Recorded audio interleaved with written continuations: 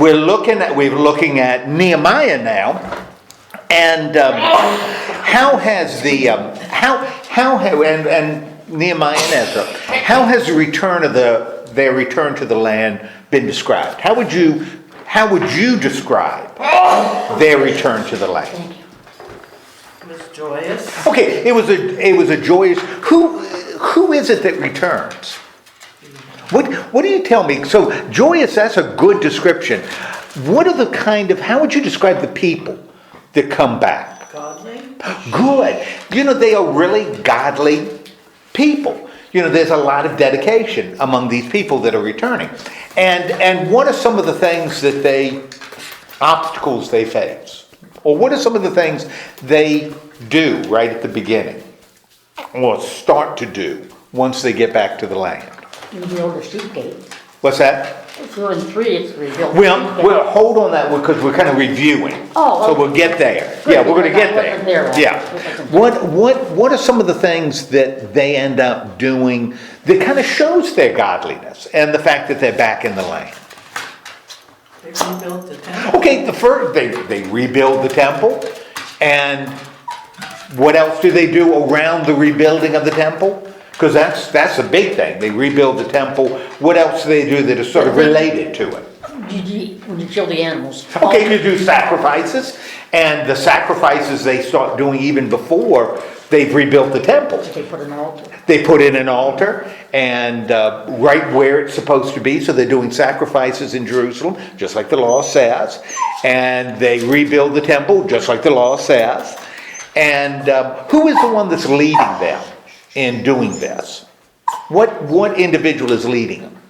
Ezra. Okay, we got Ezra that's leading him, and Ezra's a priest, so he's leading them in reestablishing. And even though there's a story that we might not find warm and fuzzy, certainly the writer does, and his audience does. What else does Ezra do that actually shows the godliness of the people? He gathered all the people that were out there. What does it say? Anyway, he gathered the people and brought them back. Well, he brings them back. What's a problem that they have? And again, I think this is to reinforce the idea of godliness. We may not see it as particularly godly, a kind and compassionate thing to do, but I think that was the writer's intent in writing it. Sent the foreign wives. Yeah, sent the foreign wives away, and the children away. Now, we read that and say, boy, that's not good. No. And you look at that and say, boy, if the law tells you to do that, then they need to loosen up, or the law is wrong. And that's okay to feel that way, because you're not going to see that in the New Testament. But here in Ezra, I think that becomes a sign that the people are very dedicated to following what God has called them to do. And that's also, we always want to be careful not to say, well, Ezra did it, let's apply it now. Because it's in the Bible, let's apply it that way. You got to read it in context. You got to understand what's going on around and what the writer is trying to convey. Not just, we see it, we apply it. Because I don't know that anybody now would. Well, so I guess there's some communities that probably would. If you're married to a Roman Catholic, you got to get rid of her. I guess there are groups that would believe that. I don't think most of us would, or see that as a godly thing. But I'll say, so the godliness is established. Now, we get a new character. We talked about a new character last week. And who is the character that... And Ezra does his thing, and then he kind of recedes. Who did we start talking about last week? How do you pronounce his name? Nehemiah. Well, Nehemiah. We start talking about Nehemiah. And Nehemiah, if Ezra straightened him out sort of spiritually, which the people were on board, what becomes Nehemiah's focus? If Ezra's focus is rebuilding kind of the spirituality of the people, what is Nehemiah's focus? Protecting them. Okay, protecting them, rebuilding the wall. Yeah, protecting, rebuilding the wall, rebuilding the city. So if one is dealing with spiritual, the other is kind of dealing with the physical environment, Jerusalem. But both of them we see as godly people. And what are some signs of Ezra being a godly person? What does Ezra do that kind of brings back memories when we hear about him doing it, that we encountered early on in the books of Samuel and the Kings, but we didn't see a lot? What does Nehemiah do before he takes action? Talks to God. He talks to God, spends a lot of time talking to God. And so even though Ezra is the priest, he kind of works on them in terms of the law, Nehemiah, working on the physical city of Jerusalem, is also portrayed as a godly person. Another difference, and we'll continue to see it in what we're looking at today, as we look at the book of Nehemiah, from whose perspective is the book? His. He uses first person. So it's being written from his perspective. This is what I'm doing and this is what we're doing. We still have, even though it's written from his, we still have these characteristics we see in other parts of the Bible. That we know motivation. We know the motivation of people that Nehemiah may not have known. I mean, we know the motivation of people that are against him. We know what they're thinking. So we're still dealing with a writer that is shaping this because he wants us part of the story, but he's writing it from Nehemiah's perspective, first person, which is kind of interesting.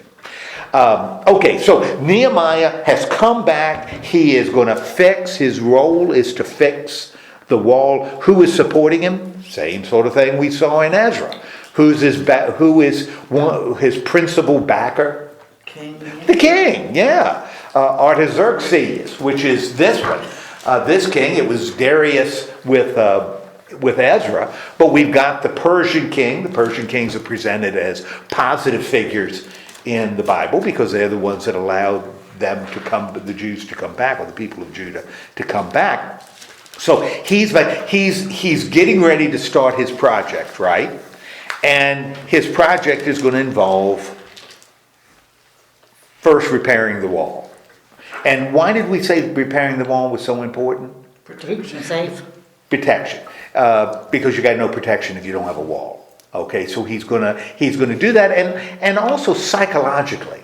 If this is your city, because it's interesting, we'll talk about the people, restoring the people. But remember, it's only about the city of Jerusalem.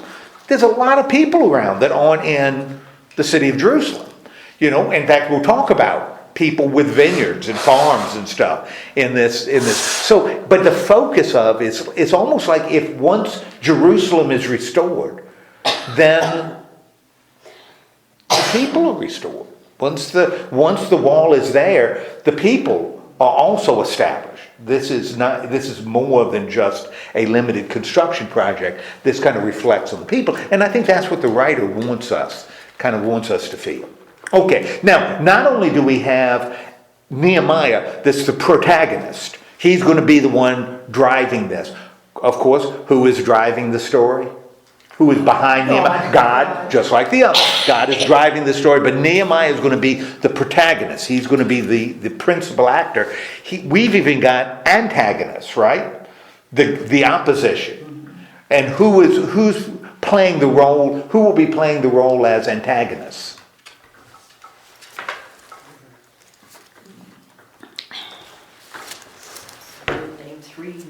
Yes, and they are, and we'll get to them, but they're the people that are of the land, one of whom is, which becomes kind of interesting.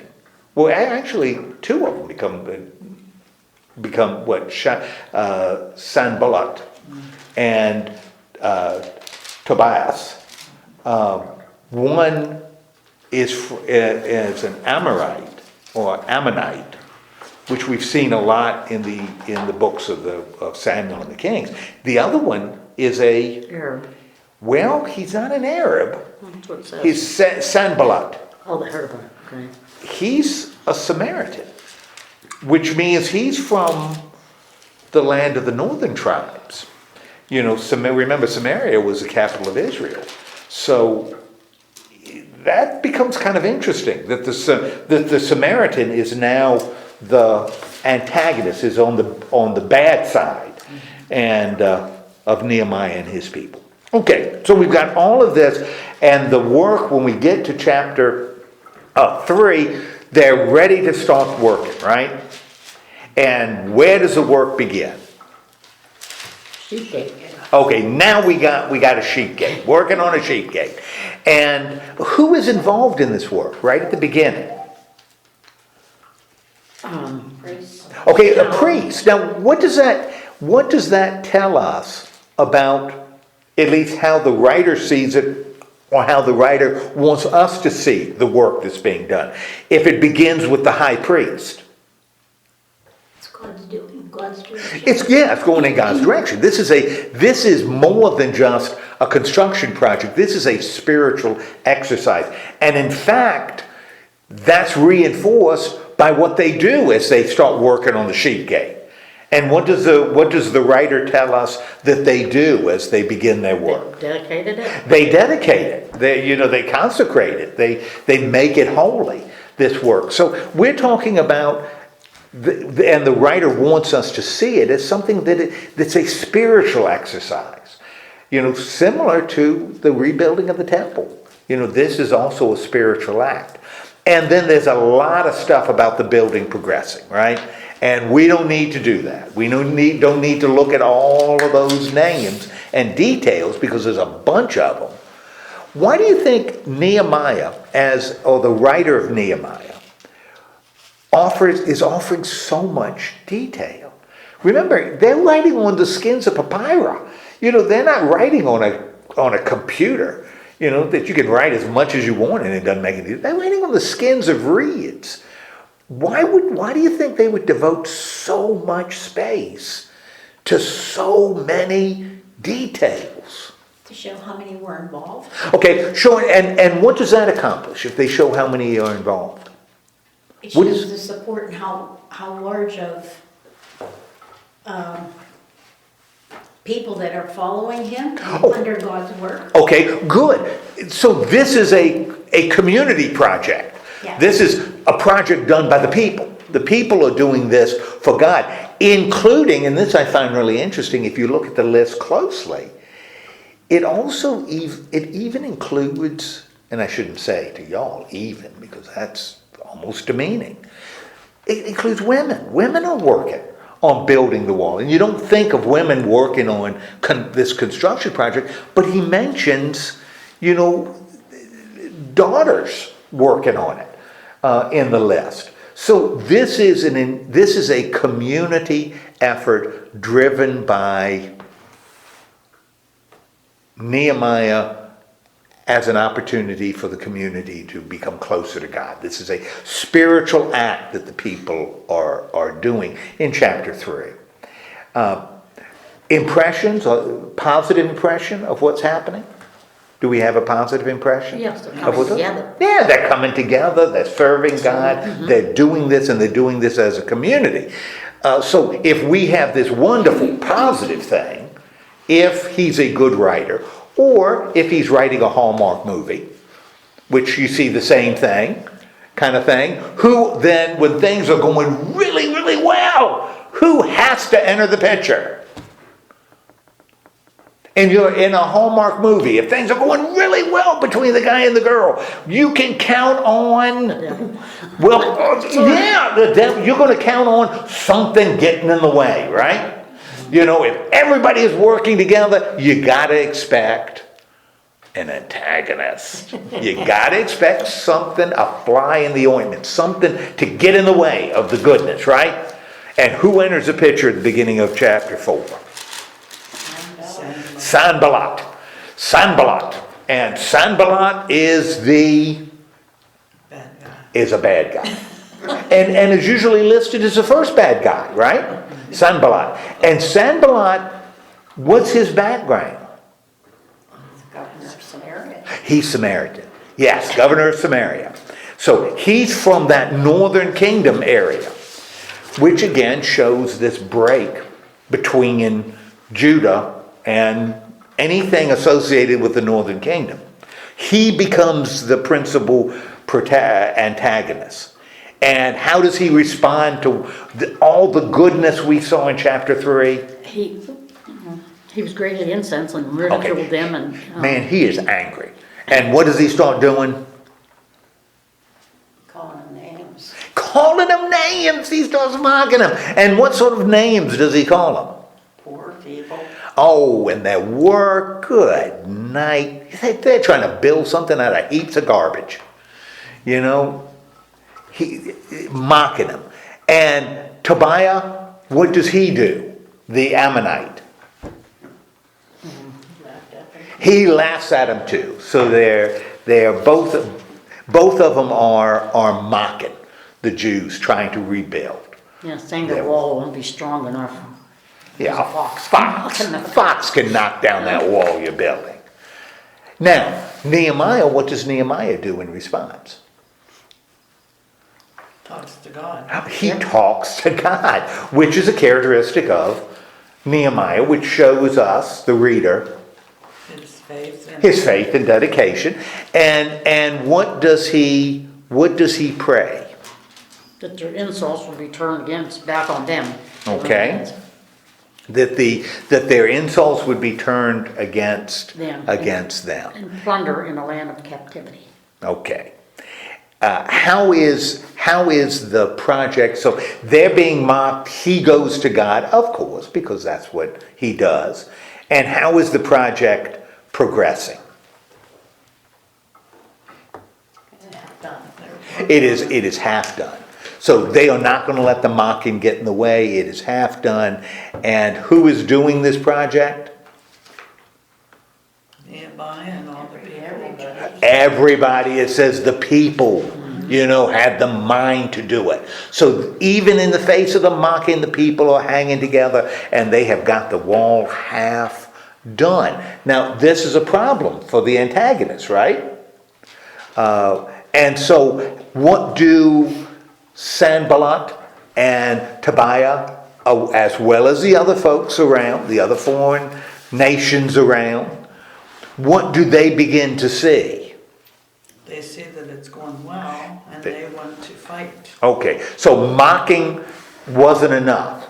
And why might one consider mocking enough if they made fun of them? What would they be hoping to accomplish by making fun of the Jews? Discourage them. Yeah, if they got discouraged enough, it's hard work. They're rebuilding a wall. That you discourage them enough, they just give up. Just give it up. But it doesn't work. So now they've got to ratchet it up a little bit. And they are angry. And so what do they start to do?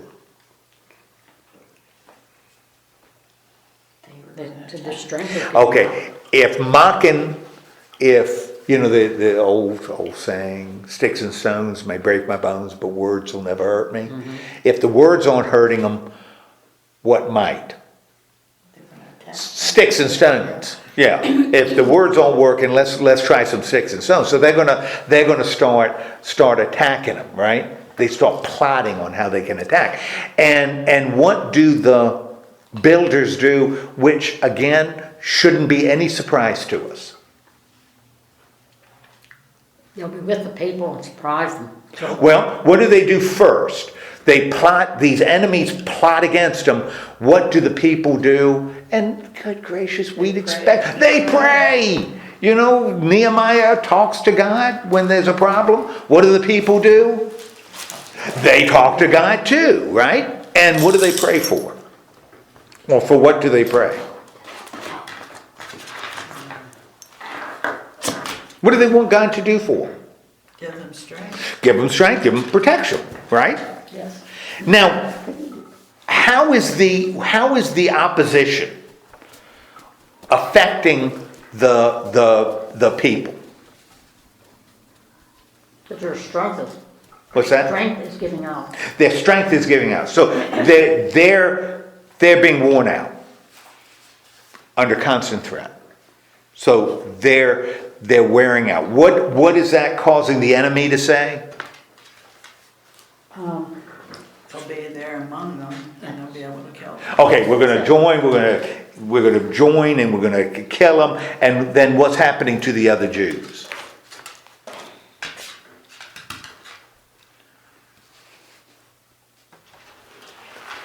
But no So matter they're where praying to they will be God. attacked. Okay, we got the enemy sort of infiltrating.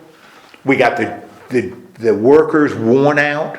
We got the enemies infiltrating. We've got the Jews scared because the threat's always there. And of course, and the wall is being built there at a place where they're closing the gaps in the wall. What does Nehemiah then do? He told them not to be afraid, to Okay. remember the Lord is with Okay, them. you don't need to be afraid because the Lord is with you, but he also does something else. He arms them.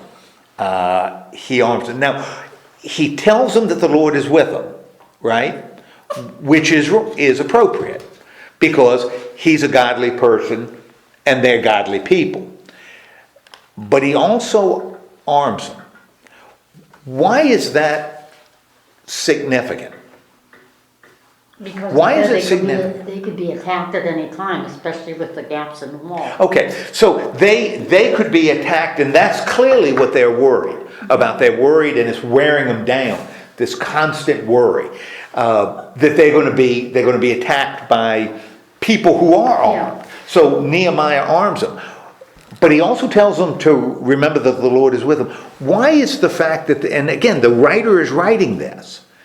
If he wanted to portray this as almost a divine act, he would say, trust in the Lord. Remember, we looked at those stories from Judges, where God told them to do kind of wild things, disband your army and fight with 100 people, or march around Jericho and blow trumpets, and the wall's going to come. God said, great displays that I'm going to show my power. Nehemiah doesn't do that. He reminds them that the Lord is with him, but he also tells them to arm. What might the writer be suggesting to his audience? Because Nehemiah could have said, don't worry, God is with you. We don't need any arm. The God is our armor. They will not help us as long as God is there. He doesn't say that. He says, you better pick up your spears. You better carry your sword. What might the writer be suggesting here by having both? Rely on each other. Yeah, maybe it's that they need to rely on each other. Maybe I was talking to a man last night, in fact, at another church where I'm moderating the session, and he was concerned about something very specific. And I told him, and he says, I want to trust in God. I want to trust in God, but I can't shake this. This really worries me.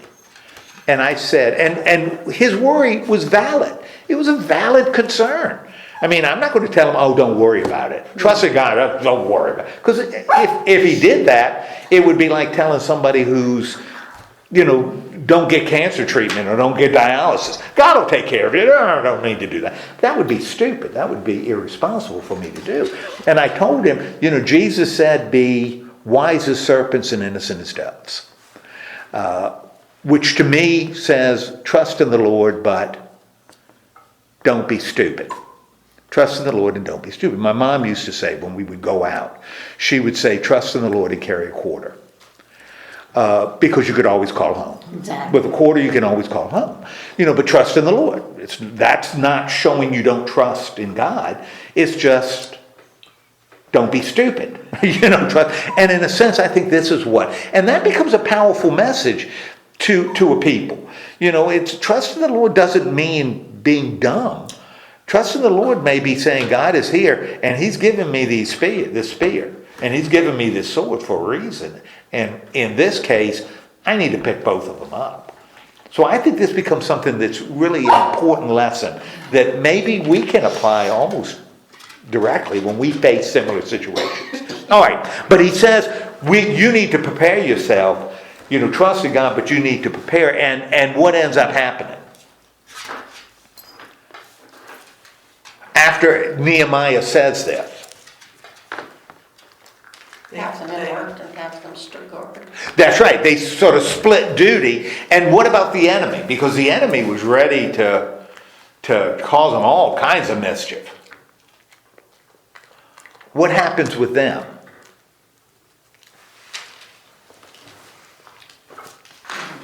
What happened, I'm sorry. Because, well, remember, the enemy was plotting, right? And the plotting was wearing the people out. It was infiltrating, they could see the enemy infiltrating their workforces, and the Jews were scared. Nehemiah says, pick up your spears, pick up your swords, and trust in the Lord. And how does that impact the enemy? Because he talks about how it affects them before he talks about how it affects the Jews that are building the wall. What happens to the enemy in verse 15? They were frustrated. They were frustrated.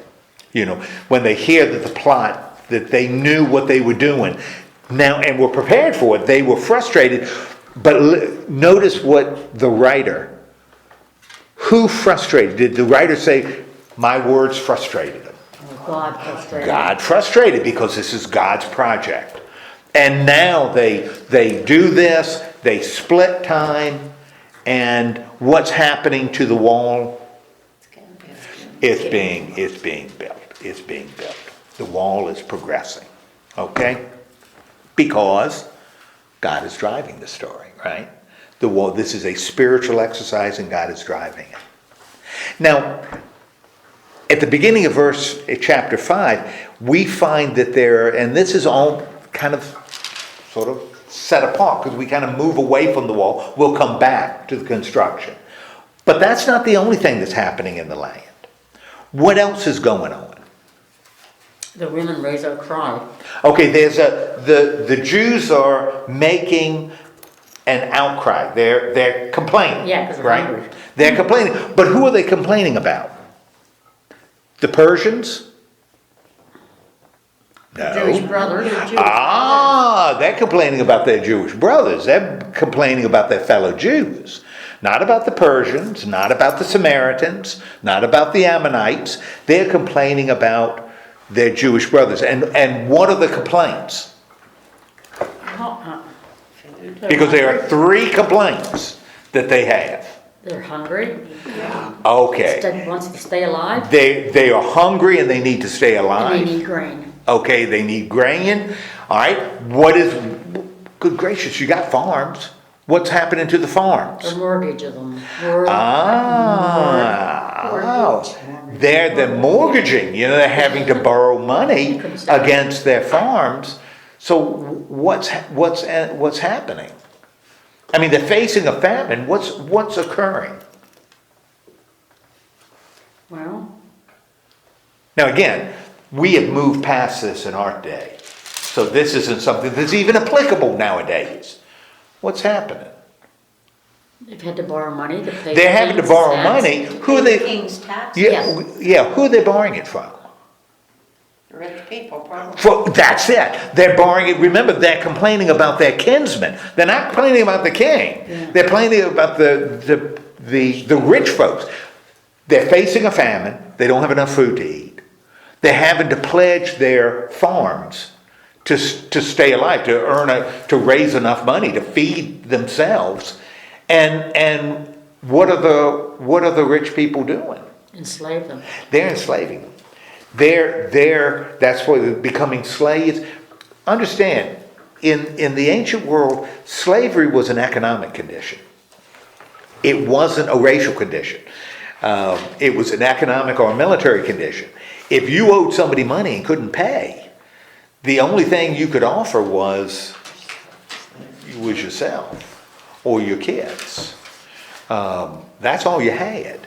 And that's what Jewish nobles are doing to Jewish people. That's what the Jewish nobles are doing to the Jewish people. And that's the complaint. The complaint isn't like the complaints that the people had in the wilderness, when they complained all the time to Moses. It's not like that. they are facing genuine economic hardship because rich people are taking their stuff. Yeah. And rich people don't need any more stuff. They got plenty, but they're taking the stuff from the poor people. Now, we know that this isn't appropriate because how does Nehemiah react when he hears the complaints? He was very angry. Okay, he is angry. So it's not frivolous complaints and it's not directed at the people complaining.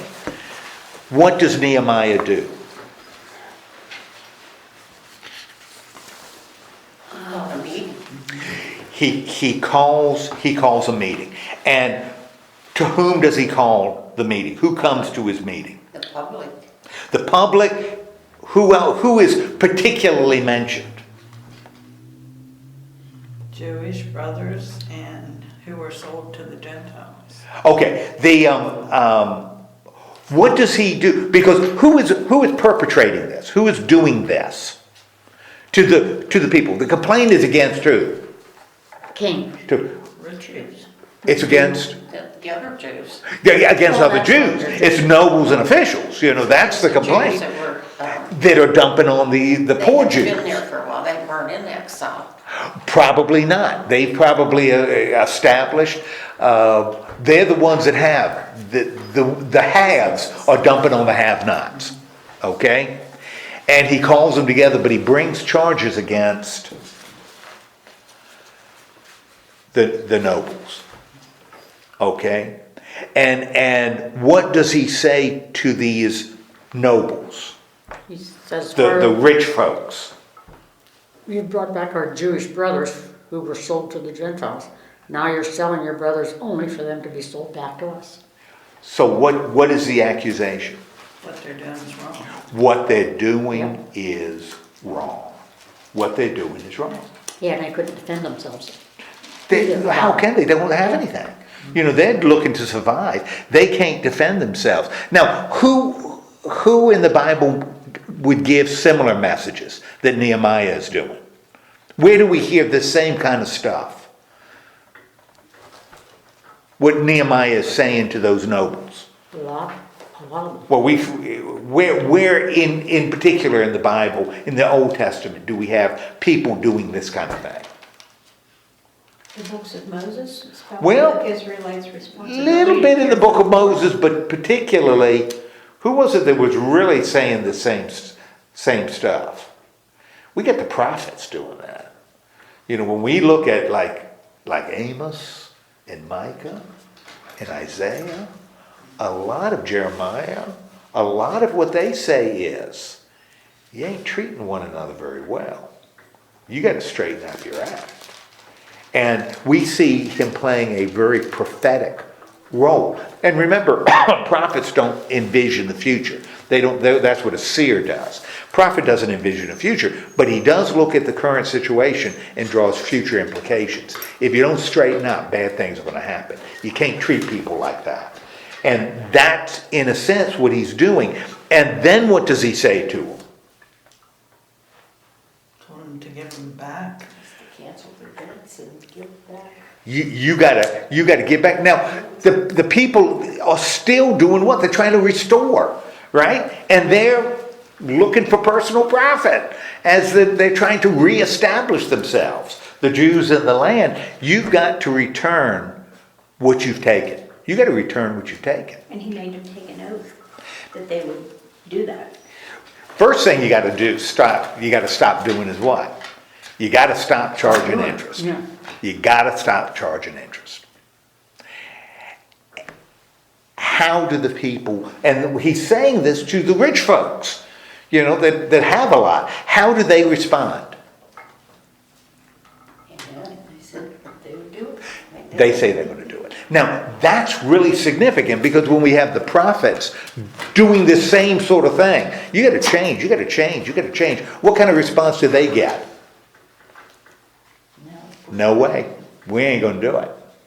That's why you had one coming right after another saying, you got to change, you got to change. And they said, no, we're not going to change. These people, when they hear it, they say, absolutely. which again shows what? What does the writer, how does he want us to see these people? Even in this kind of crisis, how does he want to see us to see those nobles?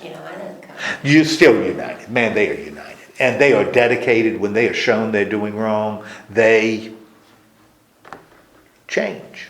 They're willing to change. And who else is part of this oath? Which is kind of interesting. It's the nobles and officials that do it. Who else is involved? Does he involve in taking the oath? King Artaxerxes, I don't know how you say it. Well, what in verse 12, who else is involved? Which shows us a group that's also powerful, that may be doing some things that they shouldn't do. The priests. The priests. They take the same oath as well. Now, symbolically, Nehemiah does this thing with cloth, kind of shaking out, dust from his cloth. And when he does it, which is sort of making this covenant, this deal, how does this assembly, which has everybody there, right? How do they respond? Amen. Praise the Lord. And praise the Lord. Again, we got a crisis, just like Ezra faced, at the end of his book about these foreign wives. And what does the community end up doing? They don't keep the promise. They come together and Praise God. praise God. They solve it and they praise God at the end of it. Okay. Now, how is this attitude that we see here, how is it also reflected in his character? What does Nehemiah do? That is kind of important because it is an insight into his character. Because he said these nobles some people are looking to turn a profit, which people do. I mean, that's what we do. They're looking to turn a profit and they're trying to deal with, the profit's got to come from somebody. So they're getting it from, what glimpse do we get into Nehemiah's character? That evidently, as the writer is writing this, it's really important for us he feels it's important for us to see. What does Nehemiah say about himself? He didn't take anything. He didn't take anything. Of everybody in this story, he was in the position to do what? Take anything he wanted. And in fact, not only could he have done it, the king gave him permission to do it. Because that's what he says. He talks about he didn't use the king's allowance, right? What would the king's allowance? What would that have been? Food. Yeah, but where would the food going to come from? The people. Was going to come from the people. So the king, that's the way they collected taxes. The king said, you got my permission to get any food you want, which means you could do just what these guys are doing with my permission. But Nehemiah, he didn't do it. What was Nehemiah focused? He wasn't focused on turning a profit.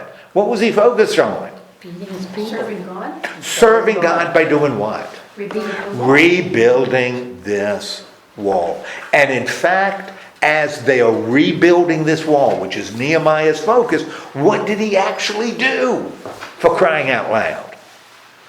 Not only did he not take food from the people, which the king said, take food from the people when you need it. That's sort of your salary. He wouldn't do it. What did he even took another step. As they were working on the wall, what would he do? Feed them. He'd feed them. He'd take the limited food he had, which he wasn't taking from them, and he would give it back. He would feed the people because his focus was on building the wall around Jerusalem. Okay. So we've got Nehemiah solving this problem, an exemplary character. Who enters the picture again in chapter 6? Sanballat and Tobiah. Okay. Okay, they re-enter the picture. They tried to mock the people and discourage them. Didn't work. They tried to intimidate them, right? By threatening them with violence. Did it work? No. No. Okay, what are they going to do now? Hard, Nehemiah. They're gonna cut off the head. You cut off the head, the body dies. Right? Yeah. So they're gonna go after Nehemiah, right? And what do they say? How are they gonna hurt Nehemiah?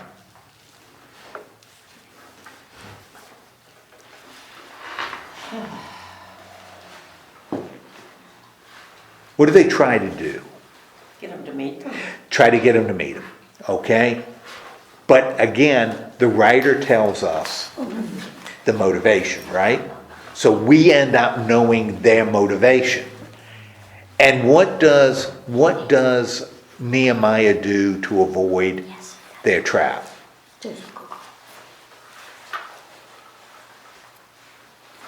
Told him, sent a message that he wasn't going to meet them because he couldn't stop the great project, Yeah. which was his focus. That's right.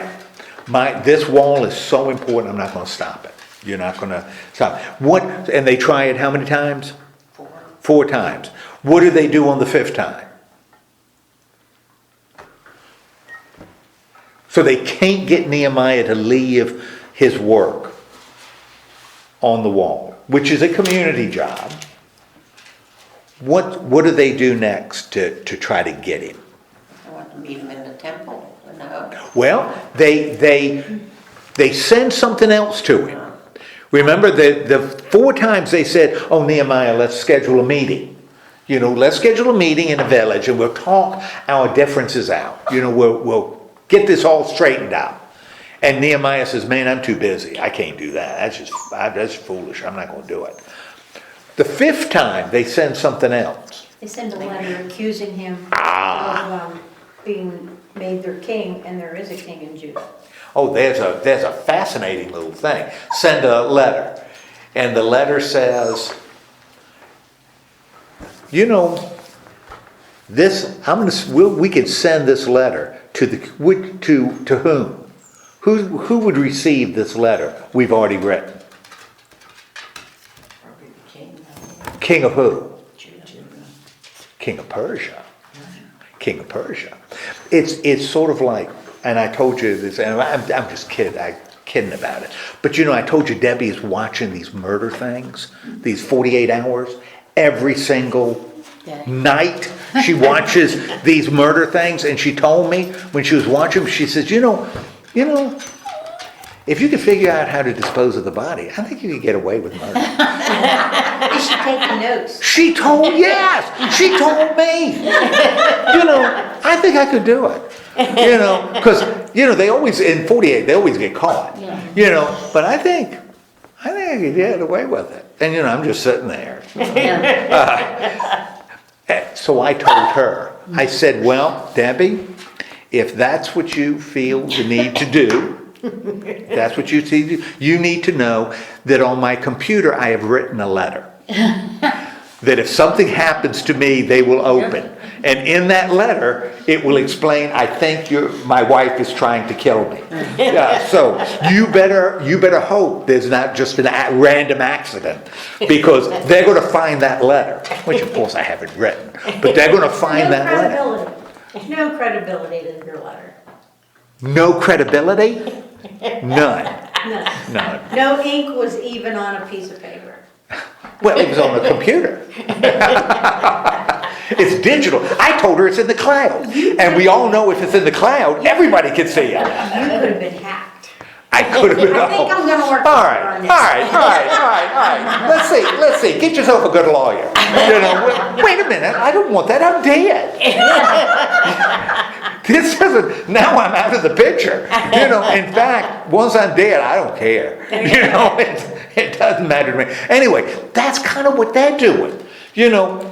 We got this letter, and in this letter to the king, we explain why you were rebuilding the wall. And you were rebuilding the wall so that, He could make himself strong. yes, you will declare yourself king. Which means you're going to rebel against the Persian Empire. And when the king of Persia gets this letter and see it's all signed and notarized, he's going to say, Seize him. yes, seize him. Bring him home. Yes, yes, get a good lawyer because you are cooked. Now, this is a threat, right? They're trying to blackmail him into going to this meeting, and if he goes to this meeting, they're going to kill him, right? So how does Nehemiah respond? Humbug. Yeah, that's about the size of it. You know, I am not going to leave, but he still attributes his strength to God. attributes his strength to God. Now, who does Nehemiah encounter in verse 10? Shemaiah. Okay, and what evidently Shemaiah is or the house in the house of Shemaiah. Evidently, he's called a prophet, right? Because he gives information. You know, he can read the lay of the land and give information. What does he tell Nehemiah?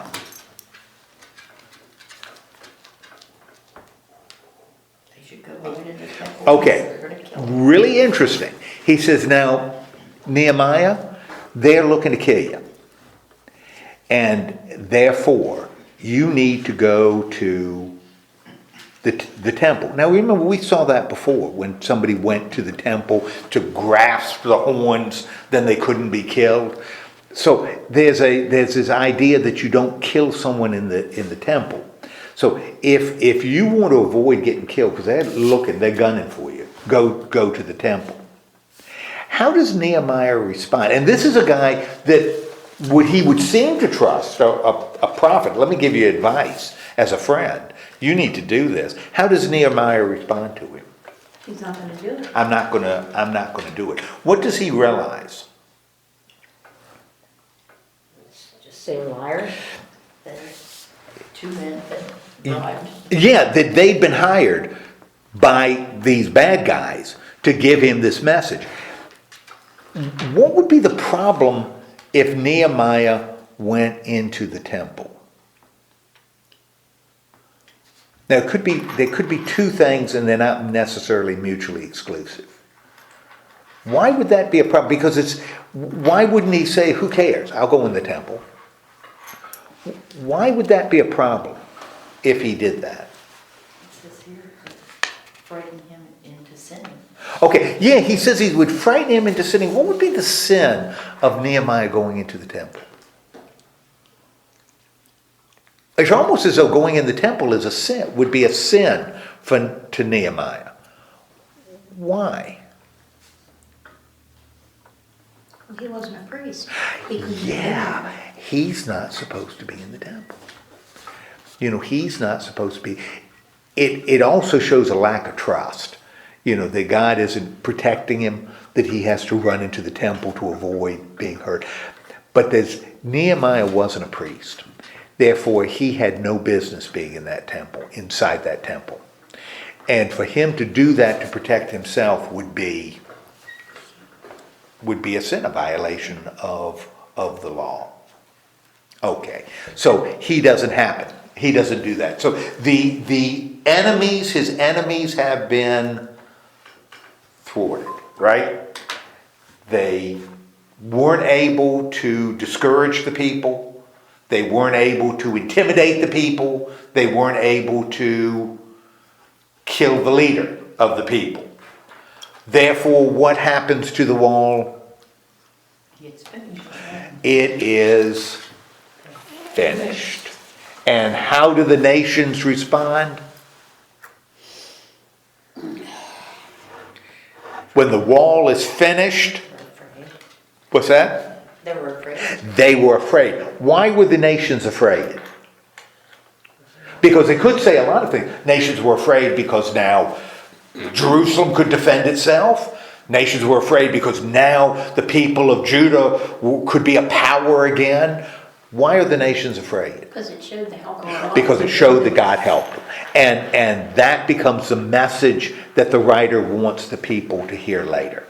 You know, the fear wasn't because of the power that Judah now had, or that they were now at least on an equal playing field, but that God, their God, was with them. Who's getting messages about Nehemiah? Tobiah? Okay, Tobiah is getting messages about Nehemiah. Now, what does Nehemiah do once the law is complete?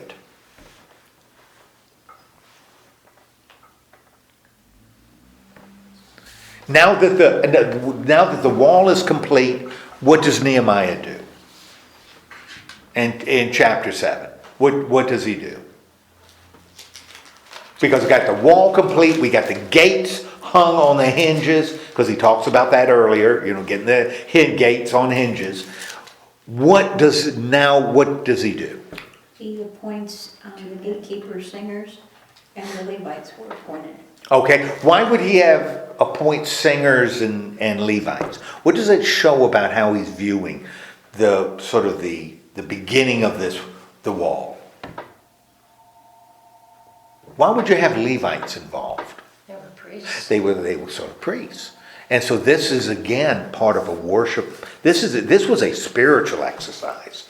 This just wasn't a construction project. This was spirit. Remember when Solomon built his palace that we saw way back in 1 Kings? He didn't consecrate his palace. There was no mention about Levites singing as he opened his palace. But we do have them here, because this is a spiritual exercise, at least in the book of Nehemiah. And he wants future generations to know it, right? And he sets guards at the gate, right? And tells the guards when the gates should be opened and when they should be closed. And the city is big, but the people within the city are still few. And so the city has to be restored, even though the wall is built. Why would the city not have a big population? Why would the city have a smaller population, certainly than it did? Well, it's newer. Well, I mean, if you didn't have a wall, that meant you couldn't defend yourself. Yeah, no protection. Why would you have a whole bunch of people in a place It couldn't be that protected. couldn't be protected? I mean, that's nuts to do. So even though the wall is complete, the city is still small. It still doesn't have a very big population.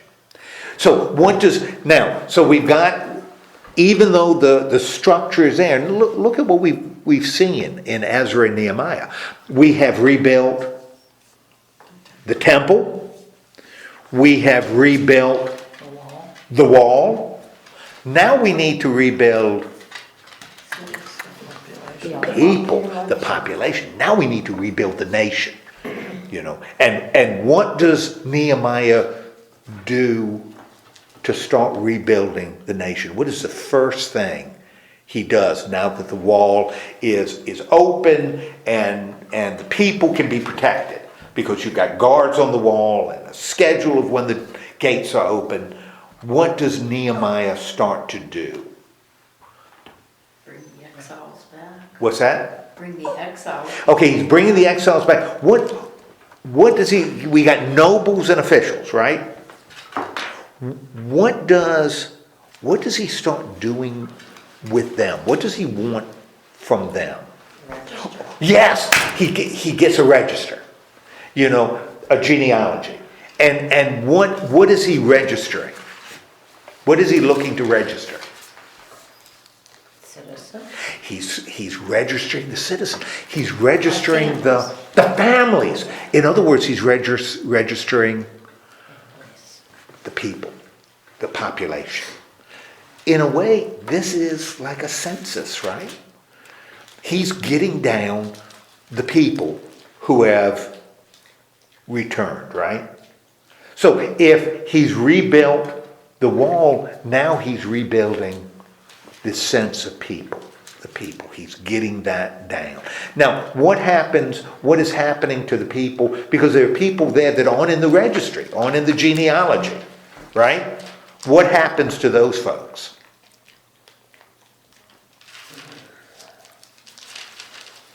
So he's getting the nobles writing down all the people and their families, right? What about the ones that aren't?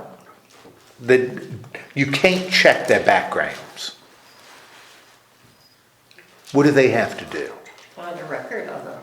What's that? Find a, Do we need to find a record? Well, we can't find a record. Oh, we don't know who they are, but they're here. What are we going to do about them? It's kind of interesting what they do. Not to eat any of the most sacred food until there Okay, could be a priest. we got to move them aside, until a priest comes with the Urim and the Thummim. And what is the Urim and the Thummim? Thummim. Remember, I told you, the priest on his breastplate had stones. And what were those stones? What would they do with those stones? It's really interesting what they would do with the stones. Put them at the base of the arena wall. You know what those stones were like? They were a little like dice. Or like that 8-ball. I think I would use that magic 8-ball that you shook and got an answer. What those stones did is they would use it to... Fill it in. You just throw them out. And it was sort of a yes-no on those stones. And that's what they would use to determine, make decisions. They would just randomly throw these stones, and that would give them the answer. That's how they would get the answer. Now, why would they do such a... we look at that and think, boy, that's the dumbest thing. To leave something as important. And this would determine whether the people there were in or out. That's a pretty important thing, right? Why would they do that? Why? But it wasn't just here. They trusted a lot of things, guilt and innocence, based on these stones. Why? Why would they trust something that we look at and say, man, that's random. That is random. You can't do something randomly.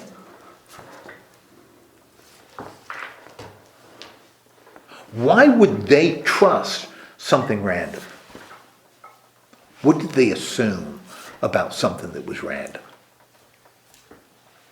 An answer that came that they couldn't control. It was God's will. Had to be God's will. Had to be God's will. If it's a yes and a no, I can look at the situation and that's probably the good thing. Oh, probably shouldn't do it. But if I have no clue, throw the stone. And if the answer is yes, it's yes, because God must have controlled the stone. God must have given me the answer. In the ancient world, people did that a lot. That's why they would interpret the entrails of chickens, to get answers to big, important problems, like going to war. You sacrifice a chicken and look at his guts. Well, they weren't stupid. They just believed that God would give them the answer by something that is really, really random. In fact, the only way you could really determine that is by something truly random. That must be God. Good gracious, in Acts 1, that's how when Judas was dead, that's how they got a 12th apostle. They drew lots. They who got the long straw became the 12th apostle. Didn't they look at the qualifications? Not according to Acts. They came down to 2 and couldn't separate the 2. So they drew straws, and Matthias had the long straw. So he was number 12, and poor Judas was out Now the Judas he was out in the cold, the way it is. But that's what they did. But this is a practice they followed. So there was a system to determine then who was in and who was out. And so after the priests had done their thing, after the registry had been formalized and they had the book, not unlike the Doomsday Book in England, that had all the people written in the book. Once they had it, what was the final count? 42,360. That was the assembly. Not including, Oh, yeah. not including slaves. That's not included in the count. But not only were they counting people, they were counting horses and mules and camels and donkeys, right? And what happens at the end?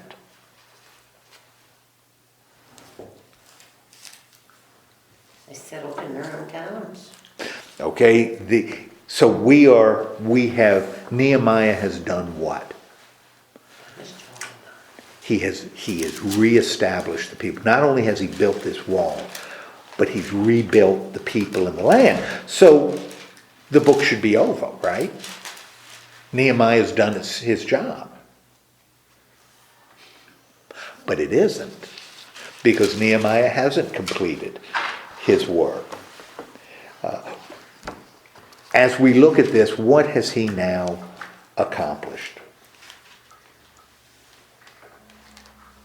Or maybe better, we know what he's accomplished, what Nehemiah's accomplished. He's rebuilt the wall and he's rebuilt the people. He's reestablished the people. What kind of opposition did he face?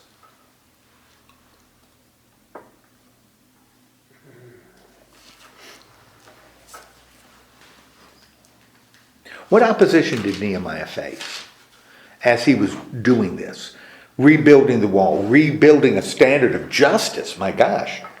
Getting people straight in what they were doing to one another. And reestablishing them as a people established in the land. What opposition did he face in what we read today? Yeah, we had these leaders from the outside that were trying to discourage the people and were trying to threaten them and trying to kill him. Why was he able to overcome all this? Because of God. Because of God. As we read the story, that's what we come back over and over again. Nehemiah does this because God says so. God is with him. Nehemiah is a righteous man, but God is with him. God is doing it.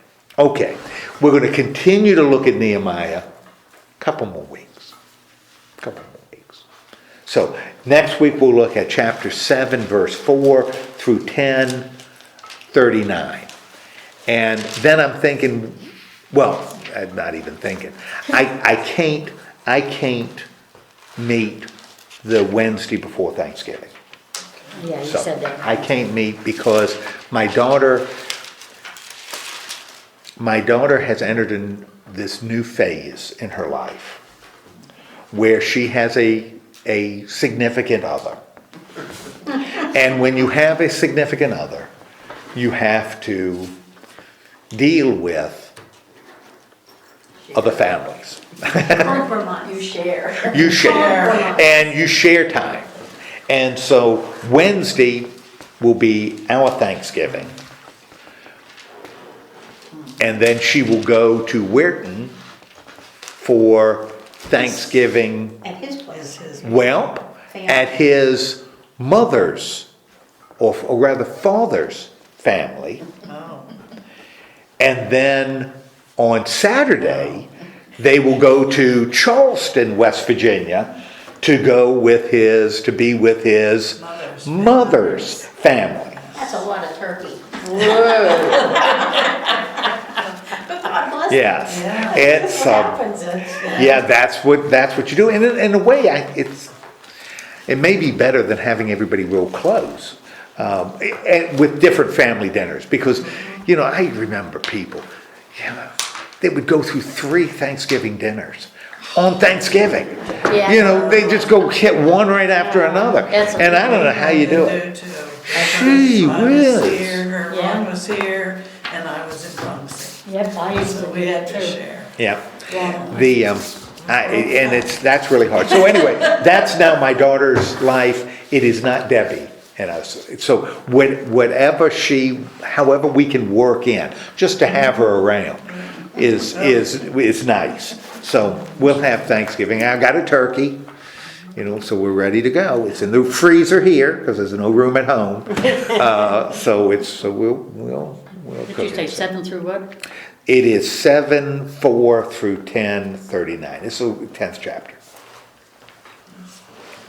So, okay, let's have a word of, We're not coming next week. then? we are coming next week, not the next week. Not the next week. Okay. So, but we have 2 more weeks in Nehemiah. 2 more weeks. And then I think we can do Luke. We can start Luke, which would be real neat because the first 2 chapters of Luke move towards Christmas. You know, that's kind of the Christmas story. So we can do the Christmas story. How cool is that? Yeah, Christmas is almost here, ladies. Almost. Don't tell me. Almost. Yeah. I'm shopping. All right, let's have a word of prayer. Lord God, thank you so much for giving us this time together. And remind us of these elements in the story of Nehemiah. Remind us of his faith, his sense of justice, his just common sense, and the courage he showed standing firmly for you and doing the work he was called to accomplish. Help us to see that in him and incorporate some of that into ourselves. In the name of Christ we pray, amen. Amen.